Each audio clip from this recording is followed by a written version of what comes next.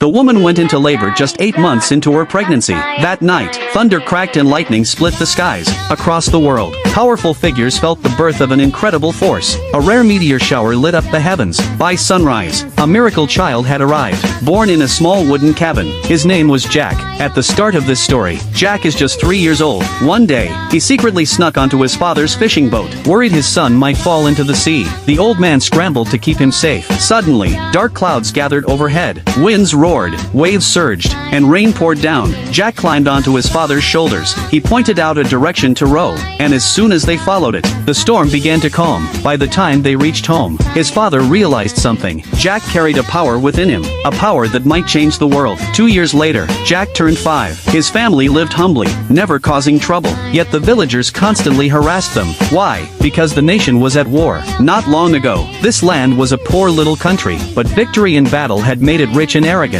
Jack's father was once a war hero. He had earned countless honors on the battlefield, but he was tired of bloodshed. All he wanted was peace with his wife and son. The people, however, were addicted to conquest. They demanded more victories, more invasions. When Jack's father refused to return to war, they called him a coward. They even beat him bloody. Jack watched his father collapse. Furious, "Why didn't you fight back?" the boy shouted. "You could have crushed them if you tried." That night, his parents quietly discussed their future. Suddenly, Jack ran in, breathless. He had found a man injured by the river. The stranger introduced himself as David, a wandering merchant. Jack's father brought him home and cared for his wounds. A few days later, David was healed. Just as he prepared to leave, soldiers appeared at their door. They claimed they were hunting foreign spies, but before they could enter, David struck. He grabbed one soldier, drew a sword, and slaughtered them all. Jack ran outside at the sound of his mother's screams. He froze, seeing David's eyes blazing with madness. That night, chaos spread. Soldiers chased David through the woods. Cornered, he dove into the river,